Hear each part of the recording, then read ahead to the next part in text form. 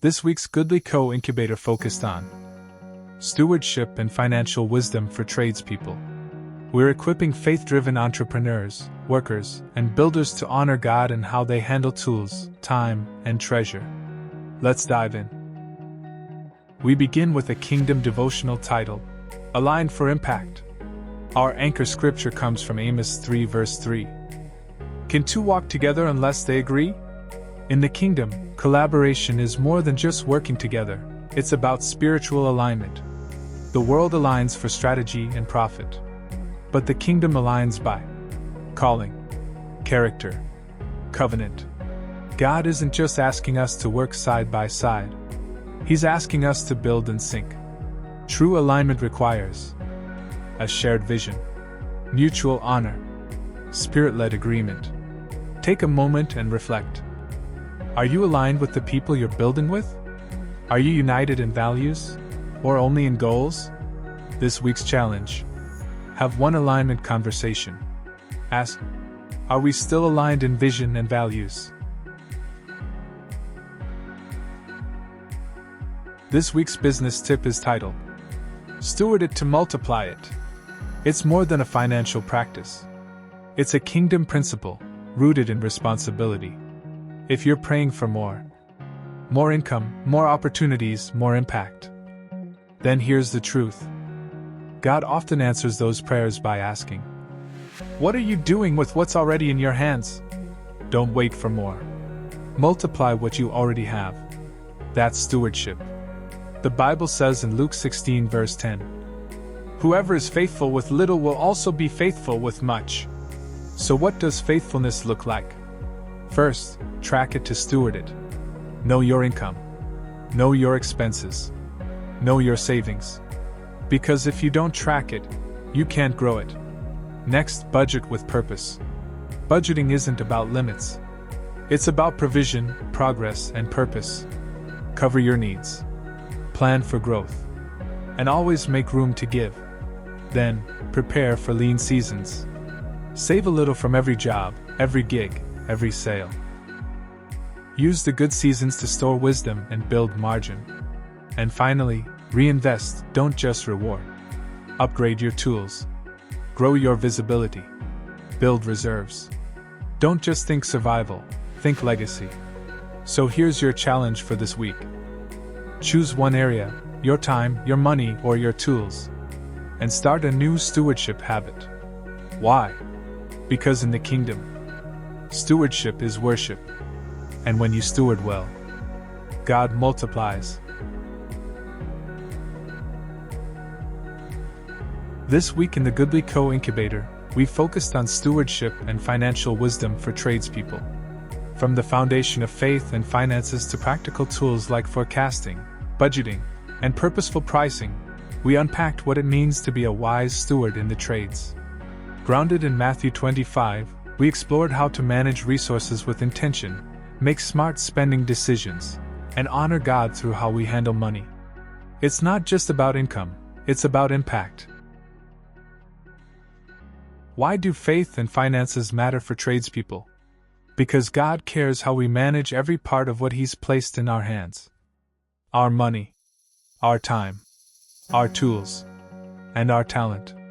If you're in the trades, your work isn't just a hustle. It's more than a job. It's a calling. It's a ministry. And how you manage your business reflects how you steward what God has given you. In Matthew 25, Jesus tells the parable of the talents. A master entrusts 3 servants with different amounts. One receives 5 talents, another 2, and the last one, just 1. 2 of them take what they're given, invest it, and multiply it. But the third? He hides his talent out of fear, and gains nothing. When the master returns, he praises the ones who multiplied their portion. He calls them faithful. But the one who did nothing? He's rebuked, not for losing it, but for not using it. Here's the truth. God isn't just watching how much you have. He's watching what you do with it.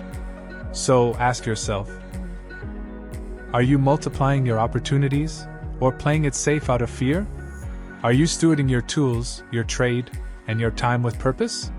Because in God's economy, Faithfulness leads to fruitfulness. And when you honor God with your work, you're not just building a business. You're building His kingdom. Tip number 1. Know your numbers, because numbers tell the story of your business. As a tradesperson, your hands may do the work, but your numbers reveal the health, growth, and direction of that work. How many jobs are you doing each week? What's your average income? Are there times in the year when business slows down or picks up? These aren't just stats, they're signals. Start simple. You don't need expensive software.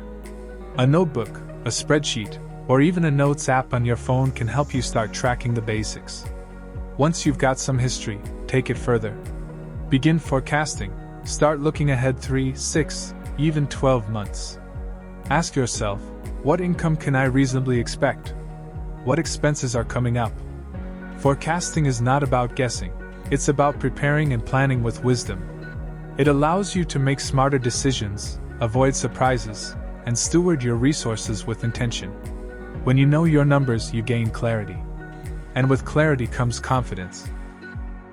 Not just to survive in business, but to grow it. So don't fly blind. Track. Plan. Prepare. Your future faithfulness starts with today's numbers. Tip number 2. Create a working budget. A working budget means your money has a job before it leaves your hands. And the first rule? Separate your personal and business finances. Don't mix them. It might seem easier in the moment, but it leads to confusion and eventually chaos. Your business budget should include more than just materials and bills. Build in savings, because every business needs a cushion. Set aside taxes, so you're never caught off guard. And don't forget giving, because generosity is a kingdom principle that brings return. A budget is not a one-time task.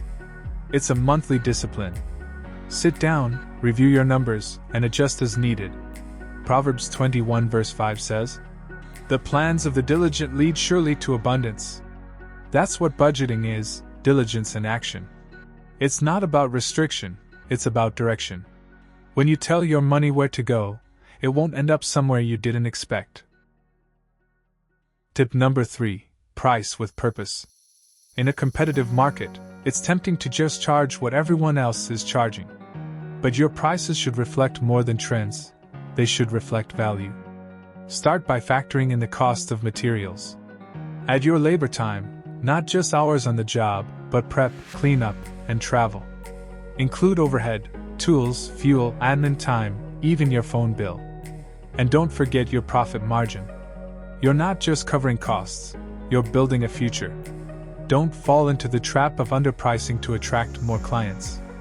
Undervaluing your work doesn't make you competitive, it undermines your calling. When you price with purpose, you build confidence, not just in yourself, but in your clients. People trust professionals who know their worth and can clearly explain it. Your pricing should tell a story. I value what I do. I steward my resources. And I deliver with excellence. Tip number 4. Spend wisely. In business, every dollar should work for you. So before you swipe that card or click buy, ask 3 key questions. Will this increase income? Will it save time? Does it bring long-term value?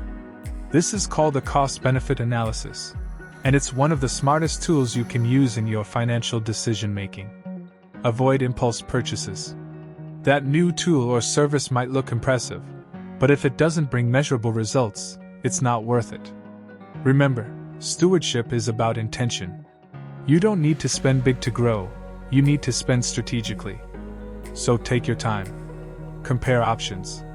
Do your research. Every decision you make with your money either builds your business or drains it. Be the kind of steward who sees beyond the short term and builds with the long view in mind.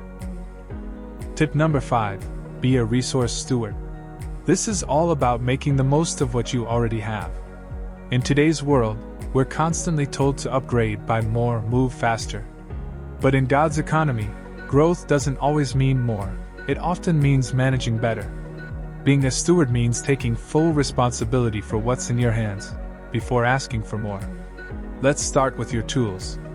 These are your everyday assets. Treat them with care. Sharpen your blades. Clean your equipment. Store things properly. When your tools are well maintained, you don't just save money, you work more efficiently, and you show pride in your craft. Now take a look at your workflow. Are you batching jobs? Are you planning your routes and tasks to save fuel, time, and energy? Small changes in how you schedule can lead to big savings over time. Your workspace matters too. Whether it's a garage, a van, or a corner of your home, keeping it organized is key. A clean, functional space reduces stress, saves time, and boosts your productivity. Then there's your materials: wood, nails, paint, wires, whatever you use. Plan ahead. Use what you have on hand before buying more. Cut down on waste by tracking what you already own. Remember, stewardship isn't about lack. It's not about doing the bare minimum or just getting by. It's about being faithful, intentional, with what God has placed in your hands. Luke 16 verse 10 says, "Whoever is faithful in little will also be faithful in much." So ask yourself, are you treating your current resources like they matter? Because when you manage well, you open the door for God to entrust you with more. Faithful stewardship is the soil where kingdom growth begins. Let's close with this encouragement. Stewardship is more than just managing money, it's about obedience, purpose, and legacy. It's about how you respond to what God has entrusted to you: your time, your talent, your tools, your trade. It's the quiet, daily decisions that no one sees but heaven records.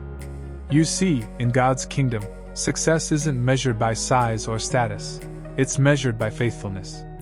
Not how much you have, but how well you manage it. Not how fast you move, but how surrendered you are while you move.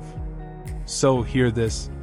You don't have to overhaul your entire business or life overnight.